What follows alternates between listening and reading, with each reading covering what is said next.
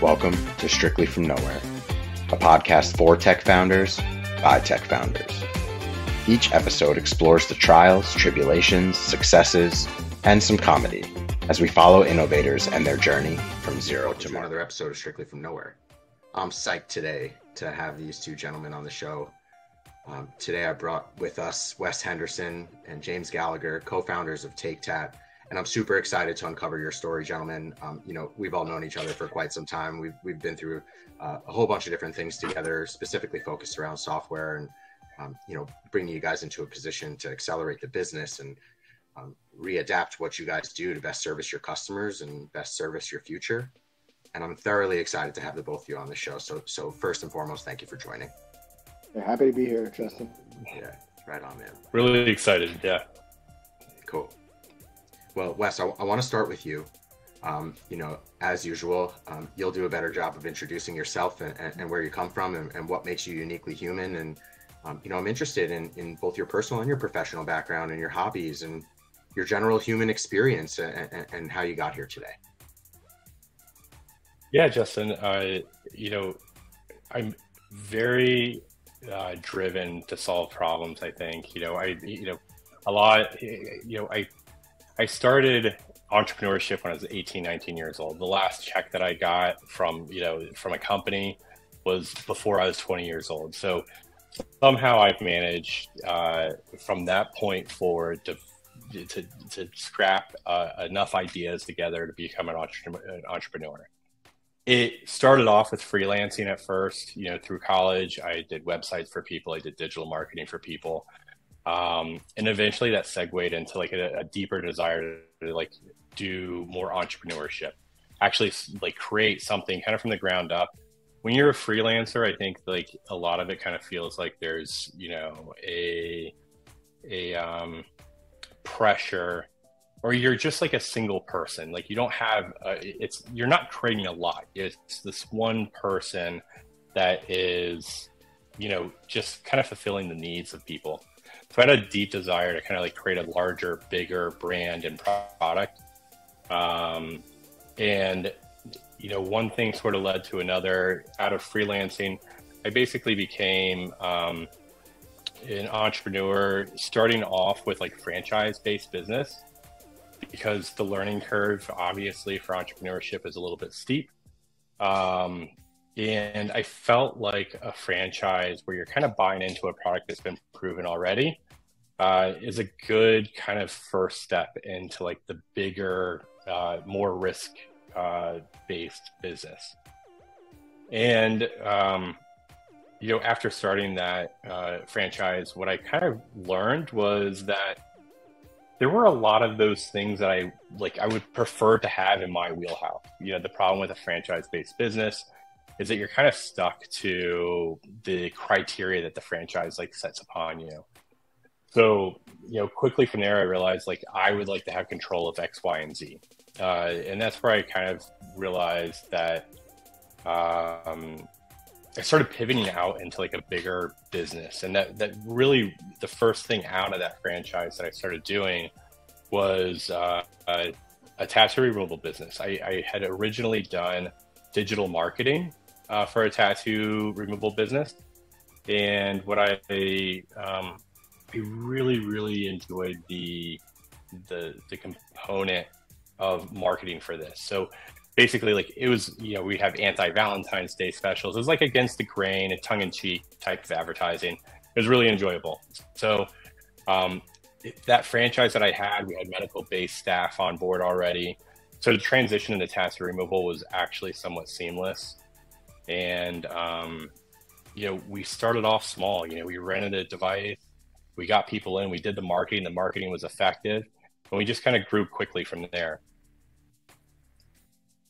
And so it's a wild start to the story. I actually had no idea that you had originally bought into a franchise. I know you're from the industry, and it makes a lot of sense. As you try to figure out the branding and market positioning and, your value proposition, it makes sense. I've watched your brain go through this for quite some time right now. And it's interesting that you started with such rigidity. The franchise is keep it on the rails. You have very limited flexibility. If you follow this system, it's proven to work. And it's so funny that you just went in a totally different direction. I'm curious. You're also quite a savvy technologist. You've proven that. I've watched you riff quite often with Mike specifically. Where did that interest come into play? It sounds like you were kind of heavy in the marketing side, but it also sounds like you're a tinkerer and enthusiast and want to solve problems for yourself. So where did like the deep technologist in you come about? So, I'll tell a funny story with that is I went to a small private school growing up, and basically, they gave these awards every year. And I thought at the time, because I think through grade like 2 to grade, I think 6 it was, I won the computer award every single year. And I thought that was basically like a consolation prize from the school. Like, yeah, you're not a mathlete. You're not big into, James can speak on this, grammar and spelling is a little questionable at times. So, I got this computer award from the very beginning. I have to honestly give a lot of credit to my father, who always had a good computer and internet connection in the house. And then generally it's like just this overall curiosity to learn, I always found computers fascinating. I do remember that elementary school teacher that definitely was encouraging, while all the other kids were kind of playing video games on the computers, me and maybe one or two other kids were, writing screensaver code, so it was, it's been an interesting journey from that perspective. So that's really cool, man. I like the origin. I'm going to ping on something and we'll get back to it a little bit later, but also know you have a family, and I want to talk a little bit later. We'll save it for a little bit further on about balance. And I have a family, and Mike has a family, and James has a family, and everybody is kind of pursuing the balance. So keep that in mind. But James, I want to transition over to you, man, because I think you have a little bit of a different path. I think you have a different skill set. And I'd love to know what makes you uniquely you. And also tell me a little bit about your background, both personal and professional, and your hobbies and interests, and what makes your unique human experience. Yeah, absolutely. And to be fair, I don't have a family yet. I mean, I have my dog and I live with my girlfriend. I'm sure after 5 years, you got balance. It's starting to go that way, but I don't have any kids. So I, commend all you guys that have children and can actually work a full-time job, at the same time. So, kudos. My background, I grew up in this little small town in, the middle of nowhere in New Jersey. Super small, kind of very from that Friday Night Lights show, that was pretty much where I grew up. So I couldn't wait to get out of there. And I ended up going to college at FSU because, coming from that type of little country town, growing up watching FSU games on TV and seeing these absolute smoke shows in the stands, I was I want to go to there. So that's where I went. And that's actually how Wes and I met. Wes was buddies with one of my fraternity brothers, and he came and he stayed at our house for a couple days. And I'll never forget this because it was one of the most embarrassing losses in FSU history. We got shut out at home against Wake Forest. It was raining. The only person that sat through the entire game with me was Wes, and I was oh, this guy must be as diehard of an FSU fan as I am, which he is. So that's how we met. And then, after graduating, I ended up going into recruiting. I didn't really have any clue what I wanted to do. I was a political science major. I was going to be a lawyer, but I was I realized I don't want to be a lawyer. So I put my resume up on Monster, and, all these recruiting companies started reaching out to me. In college, I'd never even heard about recruiting as a profession. So I kind of just fell into it. And I had excellent training at this company, Tech Systems, as far as, really getting a pretty comfortable feeling when I'm speaking to engineers and whatnot. And, I continued on that path. I worked for some bigger companies Google and Samsung. And then I kind of wanted to give startups a try just because I like the idea of truly building something, from a people perspective, having a big impact on influence and culture and stuff like that. It's different at bigger companies because all that stuff's already established. They know how the engine runs, if, very efficiently, and, you're kind of just like a cog in the machine. So like, you can do your job really well, but they don't want to like move you to something else because, once they have you doing it at a high level, it's like, we just want to keep this person. So it's, the growth just doesn't feel the same as, I had friends that were working at startups, and I kind of would talk to them about all the things that they, had on their plate. I was kind of envious of it. So, I jumped into the startup world. And Wes and I, we were roommates for 7 years, in New York City. So I saw like, Wes's success and like, what he did with, his company TakeTatt in Florida. And, when he approached me, like, with this idea, I was like, let's do it. I was, ready to take that next step. And, somebody once told me you have to be like, slightly crazy to be an entrepreneur. And, since going down like this rabbit hole, that's certainly true, but, it's just every day is like, different challenge, and, you're constantly like getting shoved out of your comfort zone. And, I just really, really like that element of it. It probably makes for a really great balance between the two of you, kind of yin and yang. It's really a balance that Mike and I strike too. And, neither of us are the complete package, but together we get pretty close. And I've always felt that between the two of you complement each other in an incredible way. I want to hear a little bit more about TakeTatt. And Wes, I'm going to give you the question because I think it was like your original brainchild. And I think what happened, if I'm wrong, is maybe you found a little bit of a gap in the industry historically. And TakeTatt is unique in the market from the research I've done and from what we've talked about. And I'd love to hear a little bit how TakeTatt is really a solution to an industry problem and how it serves your community and marketplace. Yeah, I think that with any of this, it's an evolution of ideas. Like James said, 10 years ago we started TakeTatt. It started, very small and kind of grew somewhat rapidly, but over, like 8 years, you sort of like learn and you hear the feedback from your clients a lot, which is, I don't want to go to like this fancy place. I don't want to be upsold on anything else. I think reality is, as it relates to tattoo removal, at least, is that it's like very easy. You have a tattoo, you want to remove it, you want to get in and out, you want it to be efficient, and you want to see the results and like track your progress. So, TakeTatt was really just an evolution of ideas and learning from the TakeTatt model, which was efficient in its own right, but there was also like, efficiencies that we saw that could be gained from it as well. Yeah, that's so interesting. I mean, I've been to the hut. Tell me a little bit about the experience, because I think the classic tattoo removal experience like either puts me in a med spa or maybe even a dermatology office, or maybe it's a retail, on Main Street or whatever it is.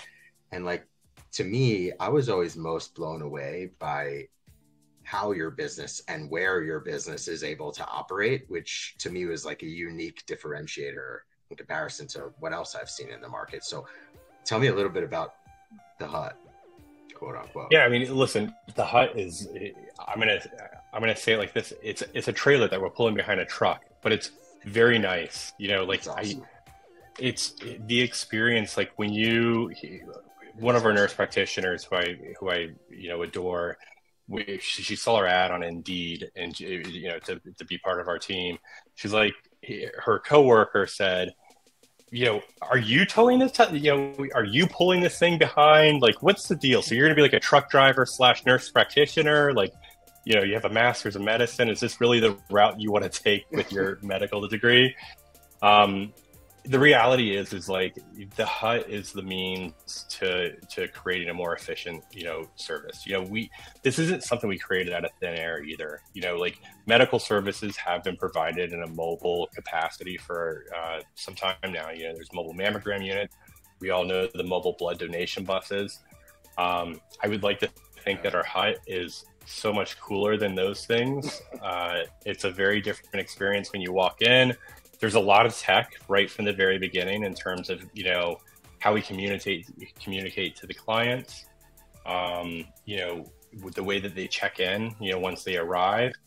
Once they come in, we try to, recreate a very personal experience, like in an efficient manner. So they walk into a screen with James's face on it.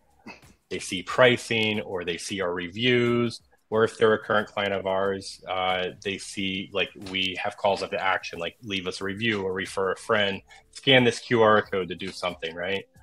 And then they walk into the treatment room. And what's very unique about us is our main goal is we're trying to create an affordable product, but we also think we enhance the product substantially because they get to track the progress. Like every time a client comes in, they take a photo of their tattoo.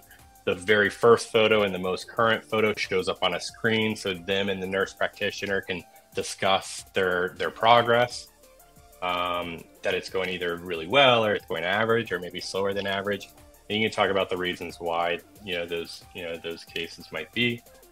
And that's, at the end of the day, I think what TakeTatt's trying to accomplish is, like, to make the tattoo, there's a lot of tattoos that need to be removed. So we just want to create that process efficiently, affordably, safely.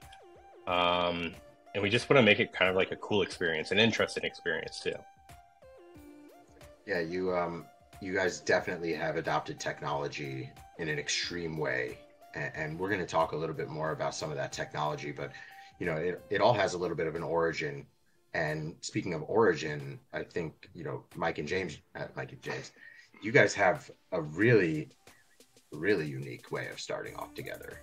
And you guys knew each other from a former life and couldn't be further away from what we're all doing right now, but it all kind of has led to that. So Mike, I'd like to give it over to you, because I think, best coming from you is how you and James met and kind of kicked off what's been, a multi-year relationship and has now transpired into a business partnership between all of us. Yeah. We started at a startup on the Lower East Side years ago. At this point, it's been quite a while now. But I remember 2015, so like 8 years ago almost. Eight years ago, right? I believe they're at the unicorn status at this point. They've done very well, and I remember kind of being in those early days, and I always say, like, how do you feel that experience affected your kind of take on getting into entrepreneurship? Because they did follow a different path too than you guys did, and that we did as well. Yeah, no, absolutely. That really is what made me realize that I was capable of, like, a lot more than I thought I was. Like, I'd never really, like, been pushed out of my comfort zone prior to being at Bluecore.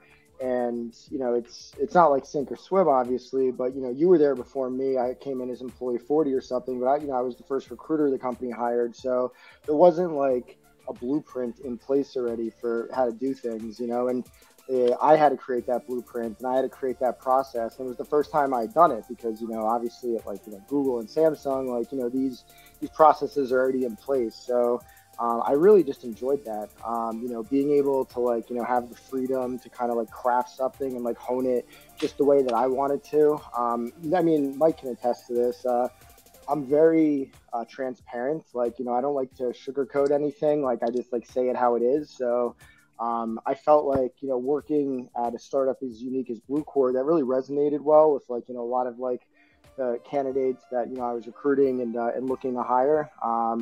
And just, obviously, getting a taste of working at a smaller company as well, where, you really got kind of become this family. Like, it probably helped that our office was in the Lower East Side, and it was like a former speakeasy, like, loft that they converted into an office. I remember when I went in for my first interview, like, La Caverna was right next door, and I just looked at it and was like, am I in the right place? Like, I remember, a lot of nights I was in that basement at La Caverna, but I was like, I guess this is the place. And I went in, and, like, I just got this, like, kind of, tingly feeling, like, when I saw, like, kind of how the space was set up, and everybody I met was great. And when you have, like, a really talented team, it's kind of like, being an athlete, like, in playing a sport. Like, you want to surround yourself with, like, other talented people because, you want to win. And I feel like, Blue Core, before I got there especially, did a really good job of that. So it was easy for me to kind of build on top of that, because you have to have that like existing base already,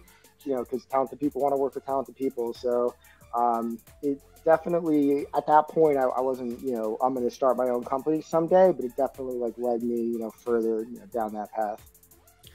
Yeah, what I think is interesting about that is how many of us went on to start businesses after that, like from that early team. I feel like, I'm in touch with tons of the people from there and my jobs before that, but like at that, something about startups in early stage, it feels like there's almost something in the water. Like everybody starts starting their own business, like from that point. And I wonder how it is now, because they're much bigger now. Like, are the engineers they hire now and the talent they hire now, are they as entrepreneurial? Do you find that, like when you were at Samsung, for instance, did multiple people go off to found their own companies, or it's not the same at all, right? No, definitely not. Let me ask you this, Mike, just out of curiosity, and James, like, I think that, like, do you feel like in your startup, like, especially when you're like, under 100 employees, where at that startup, you're like, man, I would do a lot of things differently here. And I see like I would succeed differently, or I would take a different approach. Almost like you're like, they're this successful, but I see a million different things I can do differently.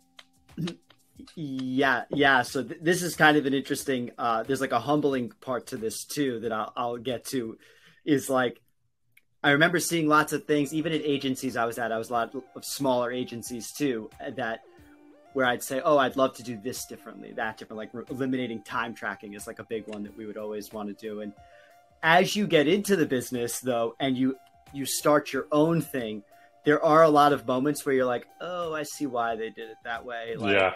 Now I feel like the jerk, like you're like, oh, I get that part. Like, that's why you needed to run things that way. Like, because even though you're working at a startup, you're not seeing everything. And that's the thing I would caution people too, who are at startups now, who are like, oh, I'm starting this thing once you get full access, I think, to like from the financials all the way over to the final product that you're dealing with, you're like, whoa, there is like a lot of stress. And I often tell people the stress of being an entrepreneur, sometimes people are like, oh, work-life balance. I was like, well, there isn't really work-life balance, because even if I could work 9 to 5, let's say, there's the pressure of growing this thing that's constantly on your mind that you don't get truly as a startup employee. Like, you feel like you're on the rocket ship and it's like being at the concert, but you're not the band, who's like, you don't know what it's like to be like Dave Grohl when he like really doesn't want to play guitar, but he's got to play a whole set. Like, that's kind of what the entrepreneur role feels like to me. I'm always like,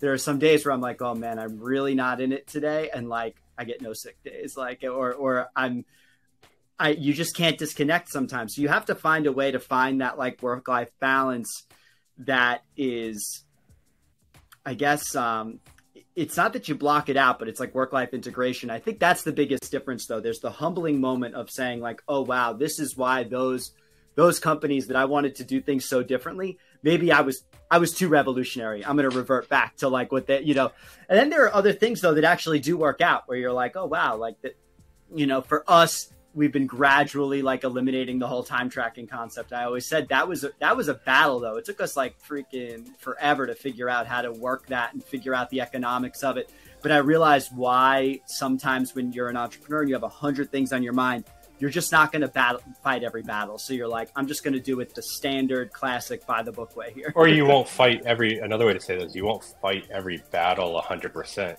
There's, you get pulled so many different directions. You're like, I can battle this one like 25% of the way.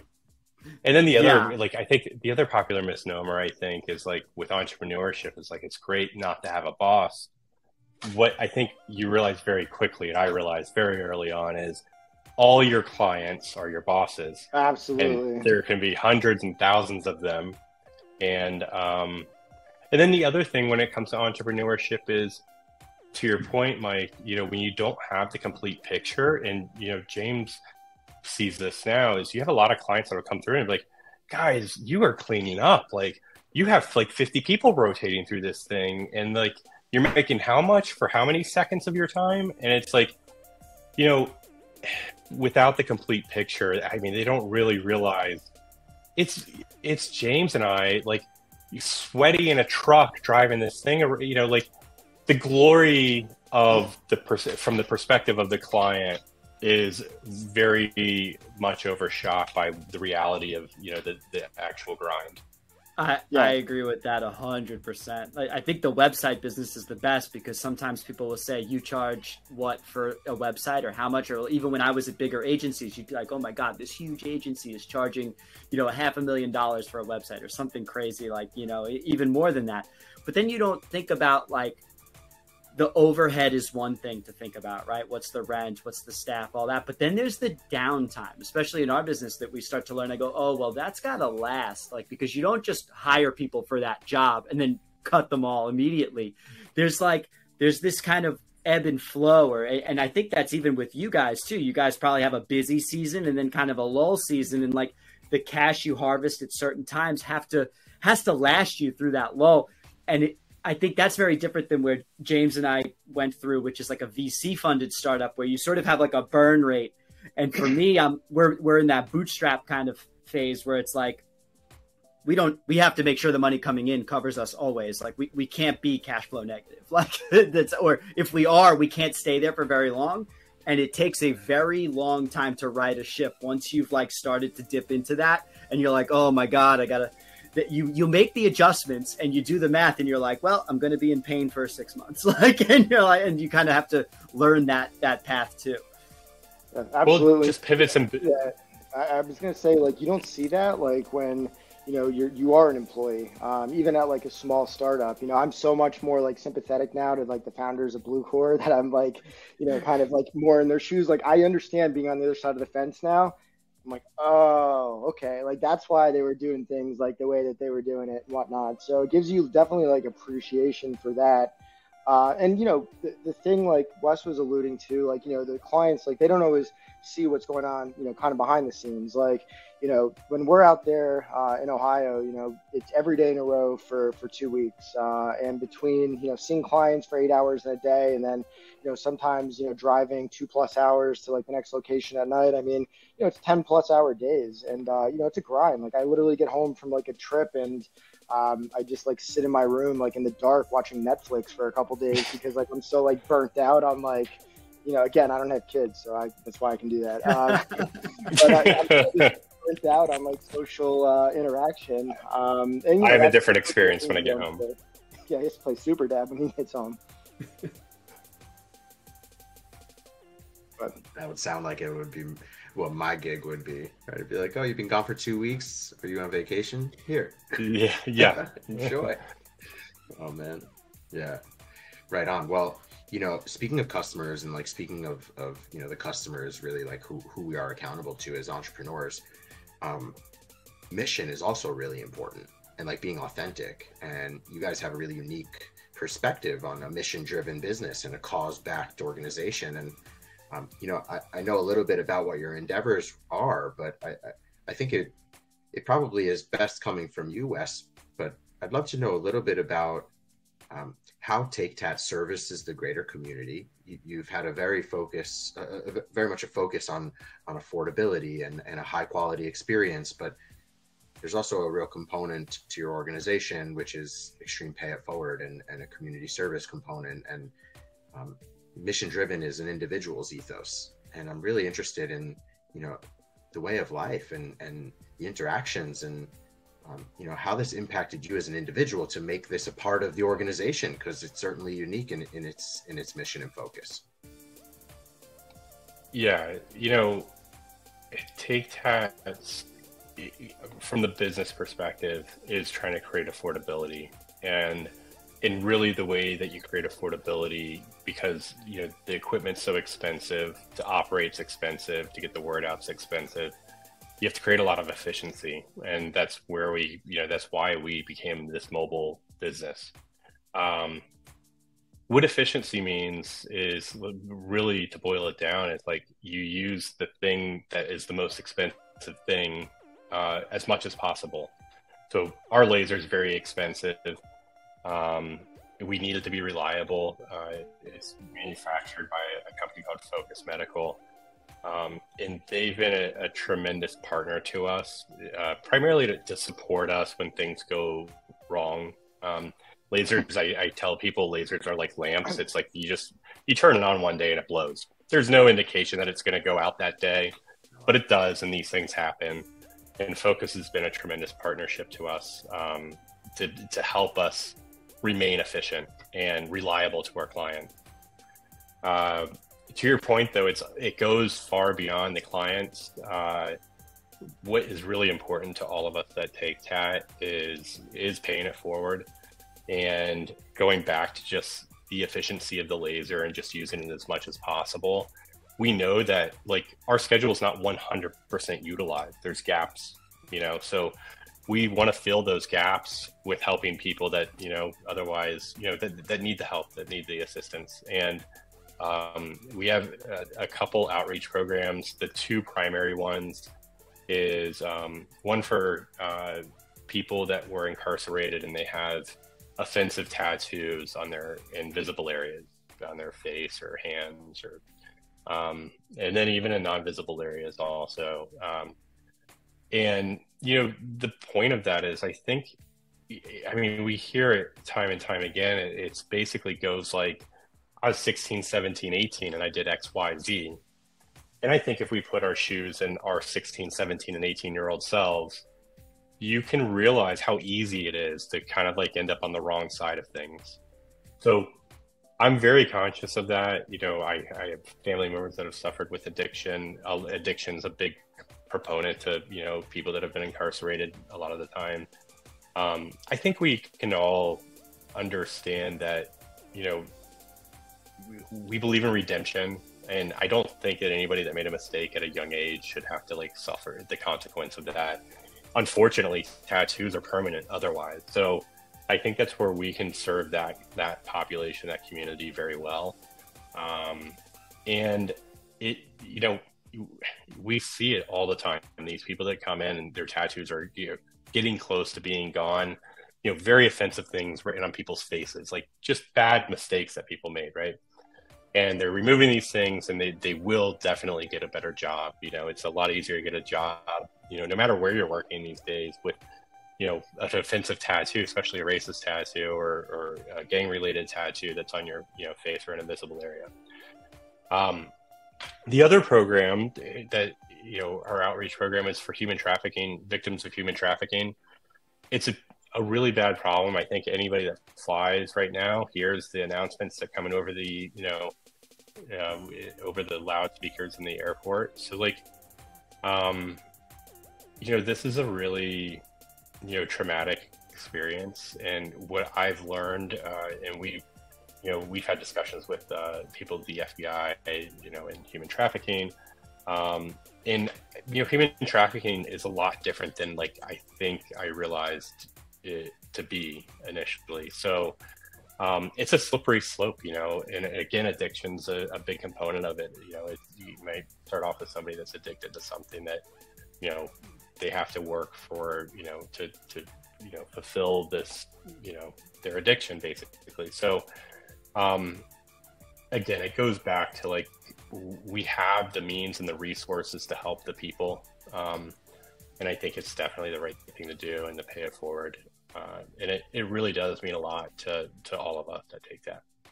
Yeah. And the nicest thing, these individuals that are a part of our outreach program, by far the most polite, considerate, clients, so appreciative, and, it really, means a lot when you see, we've had people tear up and start crying.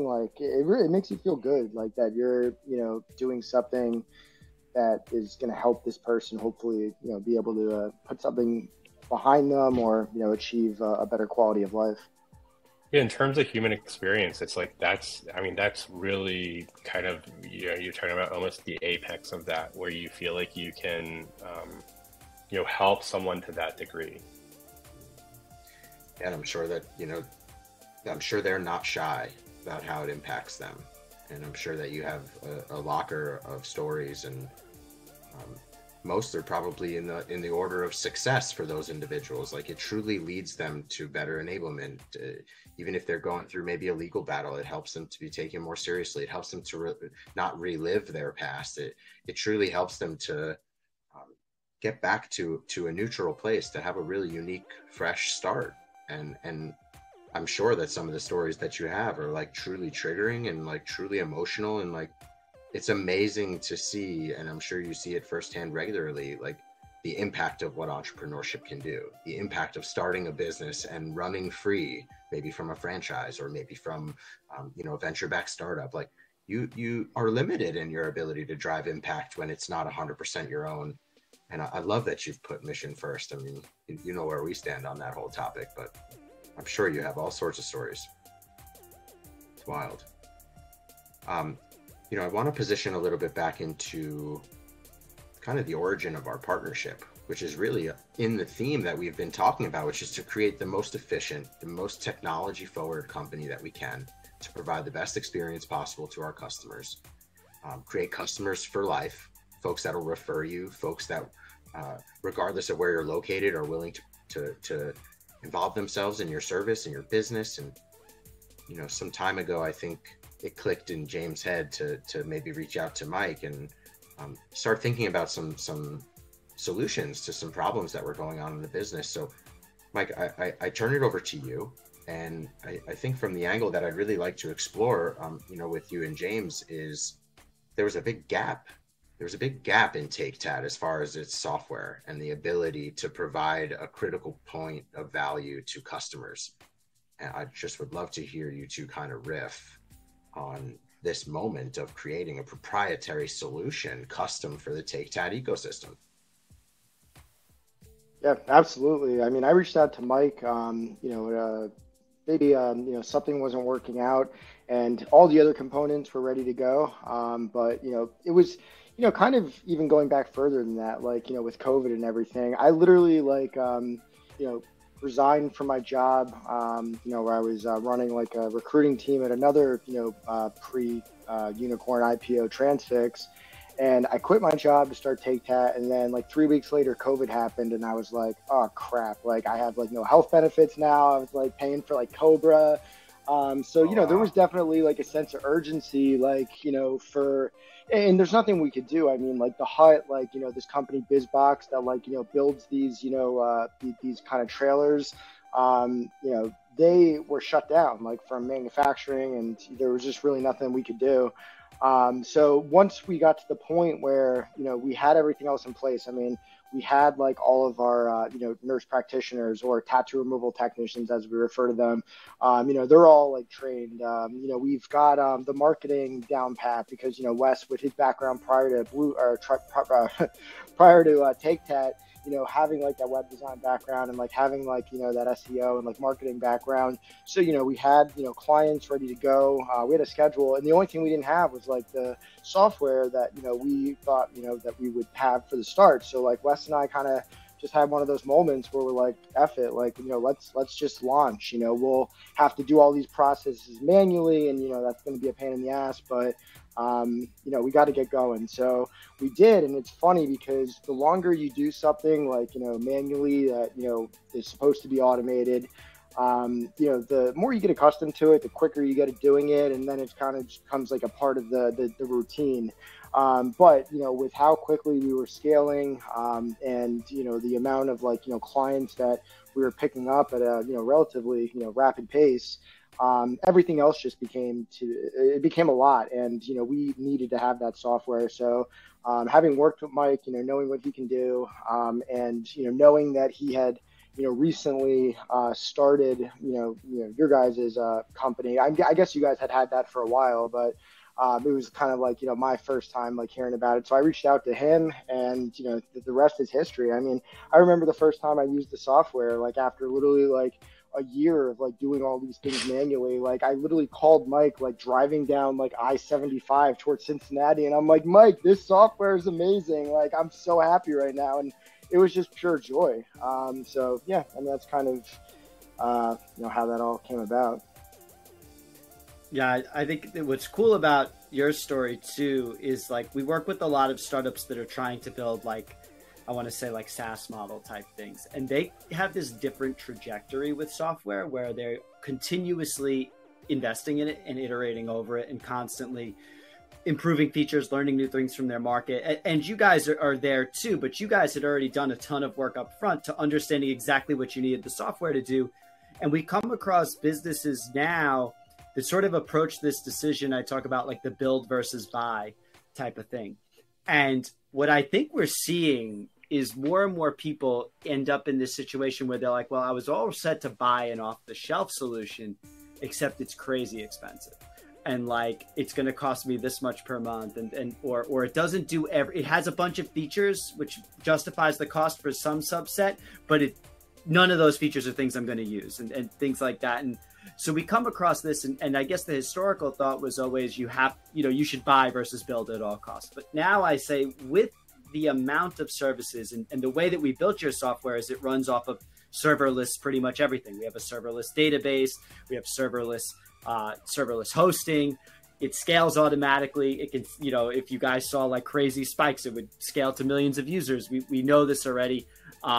But with these tools, with the modern frameworks, you can really build something, and in reality, with very minimal maintenance, it stays up and running really nicely. You don't have on-prem servers. You're not backing up your databases every night. You're not worried about all sorts of, there's outages maybe like if AWS goes down, but then everybody's down. It's totally understood, right? Like this, that's the downside of the monolithic internet, right? AWS or Cloudflare goes down, everyone goes, well, all the websites are down, so it's fine. Like right. The internet is down, right? So, but I think you guys are a good story of like for some businesses who have a really good grasp on their domain, you can build custom software that's exactly the user experience you want, that matches your business, and the maintenance is not out of control. You don't need to hire a developer on staff. Like, you just need to pay for some hosting. We do some error monitoring for you guys, and we make sure that everything is up and running at all times. And that's really all you need. So I think that there's a little bit of a paradigm shift now where people are going to see like, oh, I could actually have a pretty custom piece of software and leverage these serverless tools to not have all that maintenance overhead that I once would have had. Absolutely. And I think one of the big things with that too, like us, both our companies being bootstrapped and not having like, going that like VC route and like, kind of giving up equity for that outside funding is, essentially it has to make you scrappier, right? So, when, for example, like, when you guys were like building all this software, it's like, that was like an extra expense for us that, we didn't previously anticipate. So, I'm literally like working consulting jobs, recruiting for like startups for like $20 20 hours a week. And then, basically that money that I was making doing that was what was like, funneling into and like fueling, TakeTatt and like, all the things that we were like building. And I just feel like it's such a different experience than those companies that do go outside, and get that VC funding, because they don't care as much, I don't think, about like, the cost of like doing things, maybe archaically, because, it's like they've got a ton of money, but like when you don't, you're bootstrapping it and you're like working another job just to like pay for the privilege of like, being an entrepreneur and working yourself into the, ground. That definitely is a big consideration. Right. That enterprise Salesforce subscription is a bit more of a thought when you're bootstrapping versus like a VC funded, hire someone that comes from a bigger company. Like you definitely analyze that. I'll take a step back too from like something that like all the things that you said are exactly the reasons that we, use you guys. But I want to just say something about like when I spoke to you guys initially, it felt like we didn't dive into technicals. We kind of gave you the problem and you guys offered some like really good practical solutions. And even as a tech savvy person that understands like some servers and some programming languages and everything, unless you're following, like unless you're in that industry, if you're an engineer day in and day out, the technology is shifting just so quickly right now. And that technology, that underlying technology can give you a strategic advantage in business. Whether it's like, you use a certain type of image hosting software that segues over into like machine learning, image recognition type of stuff, which is like the direction like we want to move eventually.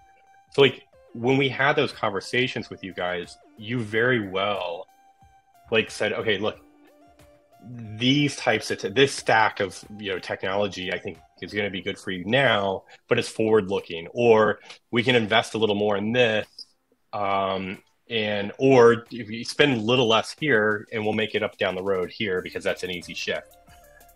I think for any entrepreneur, even the most tech savvy ones, what you really want is like, you want to tell somebody your problem and they spit out the solution, which is sort of like where we are with AI and stuff. That's like you people kind of segue AI. that. So like that, that's kind of the thing is like, AI is definitely not there, in terms of like,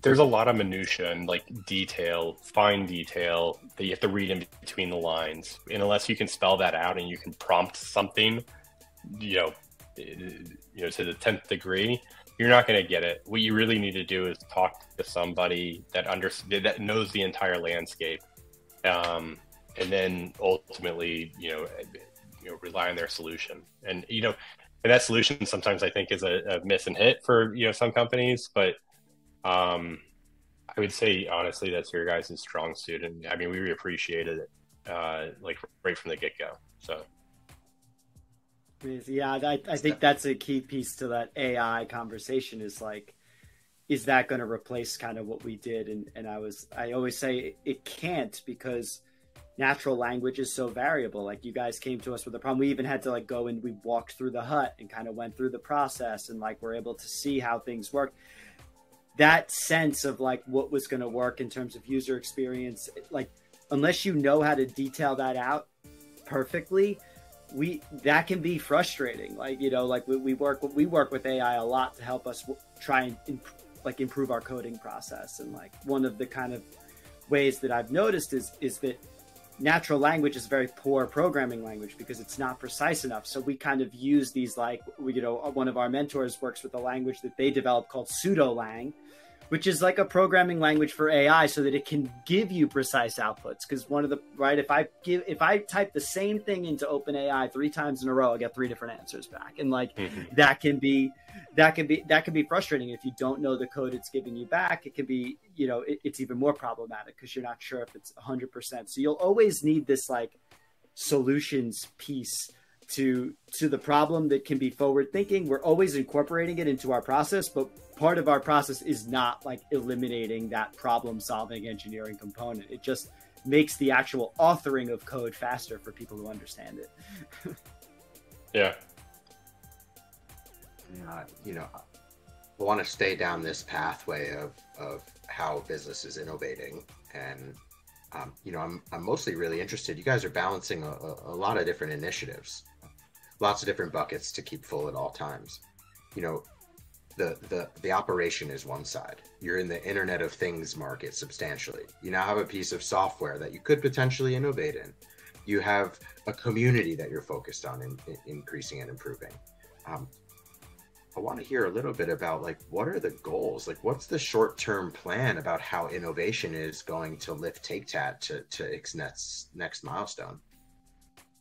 A lot of like what we learned from Ohio, like that first market, like for example, we're pivoting now to a hub and spoke model where we'll have a storefront location in Columbus, which is our best market, our city in Ohio that we perform the best in. And essentially at scale, like we'll operate out of the storefront location like 6 days a week. And it'll also give us a place where, during the winter when we need to like store the laser inside, because, when it's like freezing outside, like that's how you can like, damage things.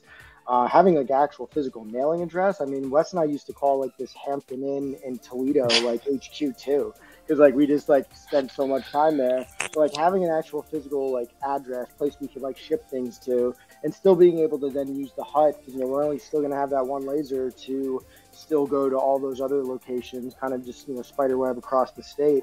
And that's the biggest thing right now is like making sure that we're able to get that like up and running smoothly, because that's also like the point where Wes and I, what we've always wanted. I mean, from the get-go, it's been nearly 2 years. I mean, we launched in officially launched in like August of 2021. So for almost 2 years now, like we've literally spent like 2 weeks of like every month of our lives like on the road in Ohio, and that was kind of never the long-term goal. Obviously, we want to be able to manage this remotely. So finally, like being on the verge of like being able to do that now, where we just hired a head of transit and we trained him, and he's going to be the one that like physically moves the hut around the states. Wes and I aren't going to be truck drivers anymore. But again, you gotta do what you gotta do to get to this point where you can afford to like hire like that head of transit. When you do kind of go the bootstrap route. And it's just the next goal after that is getting New York up and running. I mean, that's the next market that we want to be in, and a lot of that has been pushed to the back burner a little bit just because we spent so much time like building this thing up in Ohio. We just want to make sure that that's running efficiently with us being able to take a step away and like be more remote.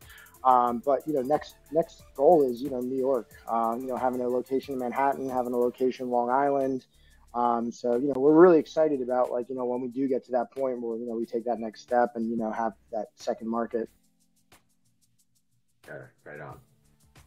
Wes, I wanna pivot you back to a question I had asked quite a bit earlier, and it really has to do exactly with what James was just talking about, which is we got a lot of different directions, a lot of different goals that are on the horizon, but we also have a responsibility to balance. And I'd like to hear a little bit about how you're finding the balance of running the organization, but keeping all of these buckets full, because it's one thing to call your shot, it's another thing to make it. And I think you guys have done a great job of putting goals out there, checking some boxes off. And I'm interested, like how now that you have efficiencies and you're replacing yourselves in some of these critical motions, and we're going to have some stability with a true HQ. And how do you find yourself being able to balance a little bit better going forward, or how have you balanced in the past to kind of make this all work? I assume by balance you mean a personal, professional balance. Yeah. The context that I really want to kind of focus on, remember this is Founder Stories for founders, and we're all struggling to find the balance. And like my way of doing it is going to be kind of unique to me, and I'm interested in how you balance your personal, your professional, you balance the future of TakeTatt as a business, you balance your business partnership and relationship with James. And it's not one thing, right? We all have a unique formula, and I'm going to ask both of you, but I'm going to start with you, Wes. Yeah, no, I think that balance is like, a really important thing to try to nail down sooner in entrepreneurship than not. I can speak to the fact that, I've been doing entrepreneurship now for over 20 years. And it was really difficult in the beginning to balance your professional and your personal life. It's not an easy thing to do. It's hard to, like Mike alluded to earlier, which is, yeah, you can theoretically just work 9 to 5, and you create that structure in your life, in your professional life. But when it's your own business, the reality is it doesn't stop at 5 p.m. It doesn't work that way. You usually do take it home. But with that being said, I think with, some experience with entrepreneurship, like anything, like you learn sort of after a period of time, like, how to manage your professional life to the extent that your personal life doesn't suffer. And it is challenging at times. I mean, like James said, we're gone 2 weeks. So, that's half my time I'm away from, my 12-year-old son. And, you get back and there isn't much of a pause to kind of take a little bit of a break. James has a little bit of one, Renegade, his dog is demanding at times, but at the end of the day, yeah, I mean, I want to spend that time, with my family, and it does, it means a lot to me. So you just have to prioritize these things. It makes it challenging. You feel like you're burning the candle at both ends, but I guess from my perspective, I've always looked at things like in these, like, I'm going to do this, I'm going to have this push for 5 years or 6 years or 10 years. And at the end of that push, my life is going to be X, Y, Z. And I don't know if that's the right way to look at things. But I think it's a motivator for me. It's, there's this light at the end of the tunnel. There's a journey that you're working towards. And then, at the end of the day, what I would say to anybody is like, I don't think entrepreneurship should be money driven, like financially driven. You have to be, resilient to the failure. You have to be able to pick yourself up. And I think anybody that's like kind of considering going down any kind of entrepreneurship is just realize that there's going to be like 1,000 failures. And at the end of the day, you need to pick yourself up 1,001 times. I mean, that's really what it boils down to. James and I, 2 years in, and I think any entrepreneur partnership will realize that this is like, you nearly come to tears at some points of these journeys. I mean, you've invested so much time and money into the process. It's also it feels in a way like your child, it's like you're raising this thing, this brand, and this, and it can be really challenging at times, and it's really hard to remove your emotion from the process. But yeah, that's what I would say is just, it's a lot of failure, and you just have to keep, driving forward. Yeah, resiliency is key, because everybody's going to get punched in the face and get knocked down to the mat. I mean, that's inevitable, but who has the grit to continuously like keep getting back up off the mat and be like, give me your best shot? That, because technically, until you quit, you've never failed, so, things might not always be going smoothly, but, at the end of the day, like, if it was easy, everybody would do it. So it's funny, all these cliches, like, you hear these, I remember hearing all these cliches, growing up as a child, in early entrepreneurship, on various, podcasts, reading, everything. You hear all these cliches. And then I think you get to a point, I don't know, I just turned 40. It's like, man, all those cliches really ring true. Right. I mean, they do. I mean, they're a cliche, yeah. Those sayings come about for a reason. So, yeah. It's so interesting because I say to people, like, I remember when I first got out of college and I had like moved out to Colorado, and I was not doing well, right? It was like 2008 financial crisis. I didn't know what I wanted to do. I had like mounting debt. It was before I became an engineer. And I remember feeling so down, but then I always say like, well, what would I have told myself? Like, if I could like look like 5 years into the future, I would have just said, don't even worry about it. Like, you're going to be fine. You're going to make it all back, and you're going to get this career that you enjoy. As long as you keep pushing for it, you would have been fine. I always envision in entrepreneurship, because you end up in those same situations, right? You have issues with finances, cash flow, marketing, generating leads, all, we run into this all the time. And I always envision a version of myself 5 years from now is just like, all that'll go away. You're going to be fine. There's going to be more other hard stuff, and you'll survive all that hard stuff too.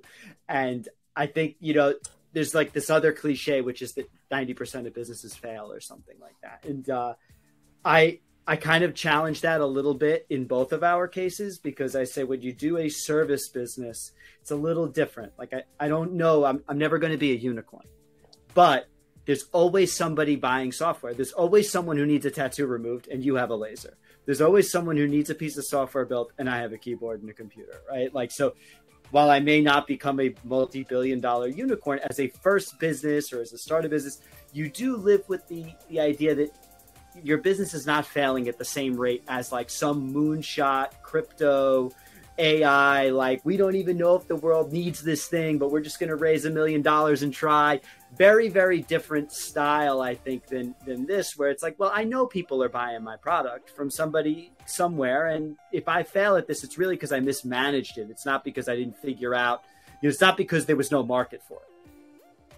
Yeah, there's definitely a market for tattoo removal. I mean, like we just crossed the 10,000 sessions completed mark. So, wow. And we only actually started seeing clients in November of 2021.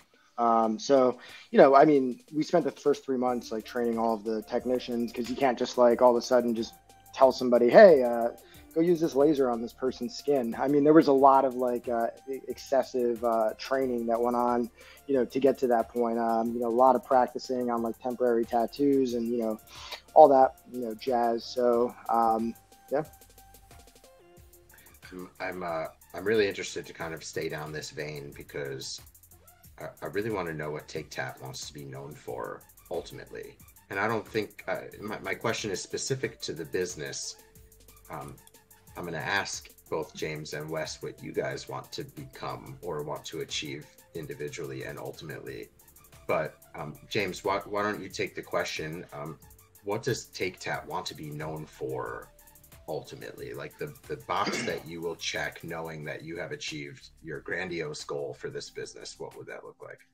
Yeah, we want to provide a more affordable tattoo removal for individuals that, you know, might not have been able to afford it in the past. Like even outside of like, you know, our pro bono, you know, work with, you know, former, you know, inmates and, you know, victims of human trafficking, you know, most markets we're in, we're still like on average anywhere, you know, between, you know, 50, 100%, sometimes even more than that cheaper than any other option. So, but we'd also want to be able to achieve that without sacrificing quality. I mean, that was always really big for us. So, you know, you guys have been inside the hut. I mean, people like, you know, walk in, like, you know, I'll be getting them checked in kind of in a little, you know, waiting area. And, you know, they're like, oh, you know, initially, I thought this was a little bit shady initially, like coming up, you know, to a trailer, you know, to get this done. And then as soon as like I always tell them when it's their first time, like, you know, pop back over after you're done and like, you know, let me know what you thought.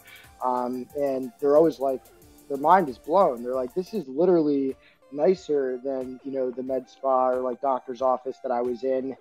And, you know, I'm like really big when it comes to, you know, like client satisfaction. I think like over 10 years in recruiting and like putting such a big emphasis and really caring a lot about candidate experience, that kind of like trickled into, you know, how I feel about, you know, client experience. I mean, if you like look at our like, you know, Google reviews, I mean, I think, you know, you can, you know, kind of get a good vibe for that. So I take that part like really seriously. Like I want people to be telling their friends like, oh my God, like this was a great experience. You know, that's the most important thing for me. And, you know, I think that's kind of like what TakeTatt's mission is, you know, we want to be able to provide this service that, you know, otherwise the person might be stuck with that tattoo. I mean, I think I read that, you know, more than like 50% of people that have tattoos like don't like them and, you know, want to remove them. But, you know, the price point, like, you know, before us, like, you know, wasn't there for a lot of them. So. Yeah, and I would ask Wes, you know, in the same position, you know, you've made a career out of being in this industry, and I wonder, you know, what's your grandiose goal for TakeTatt and a measure of success, you know, several years down the line? You know, I guess very simply, it's this, which is, I find it fascinating, no matter what you do, whatever your trade is, whether you're, you know, you're a plumber, you're a mechanic, or a software engineer, like achieving the best is really admirable. I think when you can say you're the best makeup artist or you're the best software engineer, or, you know, that type of accolade, and it, you know, best, I think, you know, the client, I think, defines that ultimately. But I feel like with the time in the industry that we're getting really to the point of an exceptional experience. And what's exciting about it is the mobile component, because I think going into TakeTatt, we felt like our biggest weakness was going to be this idea that we have to convince people to come to this like mobile unit that's parked at the mall, you know, that day. In reality, and what I'm excited about is I think that's going to be our biggest strength, which is you got to go to that place that's parked at the mall. You know, it's definitely a differentiating factor for us. It's the way that we're able to charge the price that we charge. And yeah, you know, that's what I think I would like this company to be known for, is just like sort of being the Amazon of tattoo removal, or being like that price point conscious business without impacting, but also revolutionizing the experience, you know, making sure that they can track their progress and eventually using things like machine learning to recognize images. We're actually working on a kind of cool project where it's like upload a photo, and the idea is you upload a photo of like with tattoos on your body, and it automatically removes the tattoos in the photo. So it's like, imagine what you would look like without a tattoo, you know, with this tattoo. Have you tried the new Photoshop beta? That's actually where I got the idea from. Yeah. Oh man, I'm cool. Blown away by it's amazing. By some. Yeah.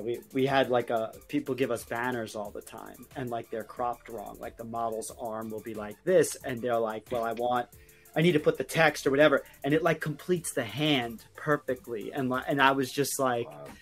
I was like, man, what a time to be alive. and think about that, like, you know, you think about like AI, just to like circle back around on that, like replacing something like software engineering, but think about graphic design. Like now you can use natural language to just describe what you want your copy to look like.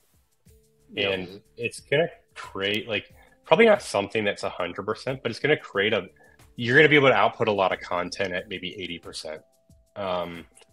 Which is interesting, I think.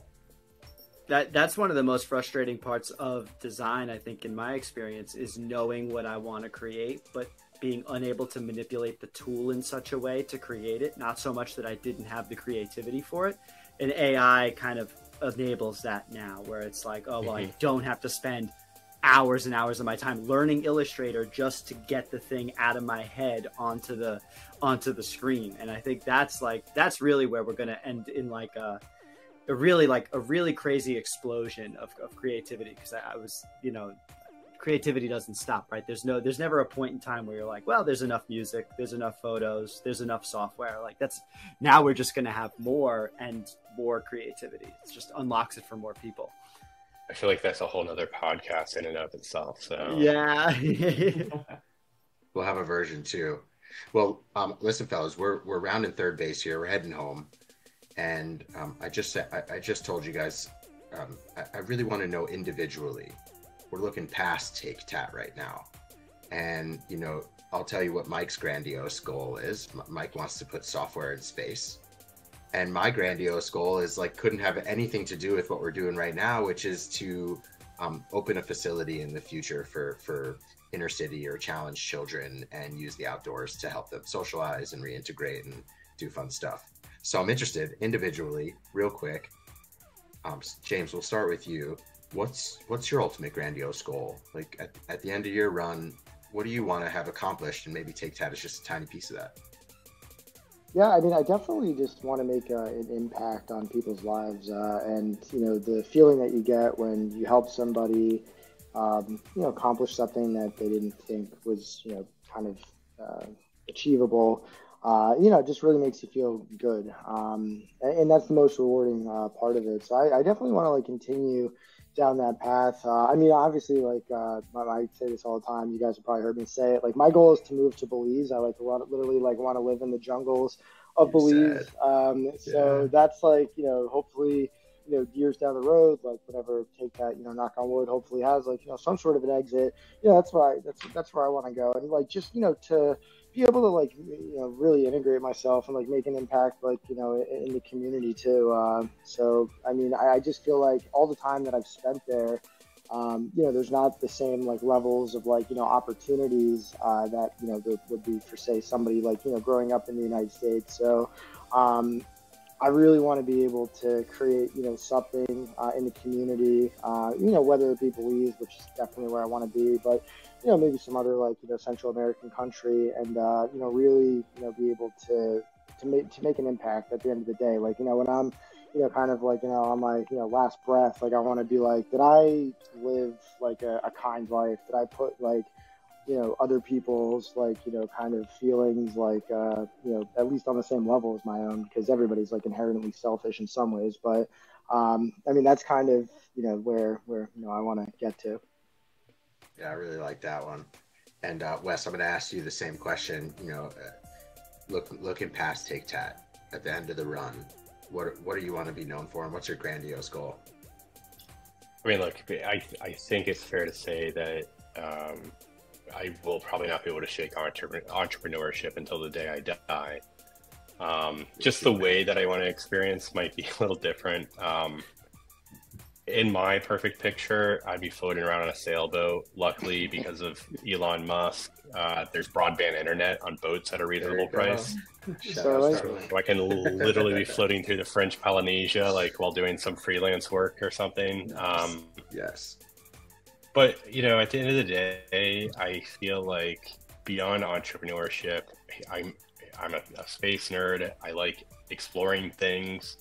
Since I'm not going to, you know, be a unicorn most likely. And even if I was, I'm not going to be Elon Musk. I'm not going to be able to afford my own rocket to Mars. So I feel like the sailboat's the next best thing. I can explore the ocean. You know, the ocean does fascinate me just because, you know, it feels unexplored. There's stuff to learn there still, and I can't afford a rocket. So. Yeah, we used to joke, like, I used to joke all the time with Wes before, you know, I kind of went down this entrepreneurial rabbit hole. He probably, you know, would hear me say these things and was just like shaking his head, being like, you know, he'll learn eventually. But, you know, initially I was like, oh my God, this is going to be crazy successful. Like, you know, the goal was, you know, for us to buy the Miami Dolphins someday. You know, but you got that Gary Vaynerchuk in you. Like, that's a little bit of like, I feel like a stretch goal to, you know, spend a couple $1 billion to buy a professional football franchise. Shoot for it, man. But our other goal is, which is more attainable, is we're going to buy a Ecto 1. So, like, you know, the Ghostbusters, mobile. So we're going to, you know, buy one of the original ones of that, and we'll, you know, use it when you go on like snowboarding trips up to like Vermont and stuff, and we'll have like our snowboard, like, you know, gear being like, you know, one of the Ghostbusters jumpsuits and like a Camelback that's like the protein, you know, the proton pack on the back. So that's cool. Yeah. So yeah, that's awesome. Yeah, I always so James, I was just gonna say real quick that, you know, James and I kind of have a lot of these like little side bet / goals, and we sort of did this like as it's almost a roundabout way of being wrapped into like us still being able to see each other now that we, you know, after 7 years of being roommates and 2 years being on the road together, we know each other quite well. So we made a bunch of contingencies. So we have a bunch of bets that are basically lined up. And I don't know, you have your headphones on. Hopefully, you know, Kayla's not in tune to this, but there's there's a lot of bets that we have that we will cash in as needed. And, you know, some of those include snowboarding trips, buying Ecto 1. You know, so we're obligated indefinitely to see these things out. That. I love that. Well, you know, fellas, traditionally, as we end our episode here, Strictly from Nowhere, I'd like to give you guys the opportunity to kind of plug the business. Where can folks find you individually? Where can we find the organization? How can people get involved? How can they give back to the initiatives that you guys truly care about? And anything that you'd like folks to know just about your projects, your adventures, your mission-driven initiatives, and anything else that you'd like the world to know about your endeavors. Let me just start on the initiative part of it. If anybody's out there that can help us, you know, get the word out in terms of the human trafficking and the, you know, sort of our reentry program initiatives, please reach out to us. The best way is probably to just email us at hello@TakeTatt.com. You can also call us. Our phone number's on the website. TakeTatt.com. But we really would appreciate anybody that can kind of help us get, you know, these much needed services into the right hands. I just want to just kind of throw it out there, reiterate to clients, you know, future clients, you can book your own appointments on our website. You don't need like us to do it for you. So that's kind of one of the biggest takeaways after having booked like literally probably about like 10,000 appointments over the past couple of years. Really just want to let people know that it's something that, you know, pretty intuitive. They can just, you know, log on and, you know, do it themselves. I'm going to piggyback off of that really quick, which is simply this, is the more you help yourself, the more you're helping your fellow clients that are clients of TakeTatt. You know, the more like it just, if you can help yourself, it helps us be able to help other people more efficiently. That's all. Yeah, that's definitely a common theme, right? Like crowdsourced adjustments to the business, and as much feedback as possible. And you know, all feedback is hopefully supportive and good feedback, and helps really kind of generate the motion towards iterating a sustainable future. And you know, you guys are a super savvy, technology driven organization, and as much use of that technology and feedback associated to it is going to help drive you guys forward. James, Wes, it's a pleasure to have hosted you guys on Strictly from Nowhere, and we'll definitely do it again and go down the significant rabbit hole. You guys will choose the topics next time, but for now, thank you both for being part of Cause of a Kind, and thank you both for building responsibly and taking technology to the next frontier. So thanks a lot, fellas. And this is a lot of fun. I appreciate you guys. Yeah, we appreciate you too. Ciao, huh? Till next time.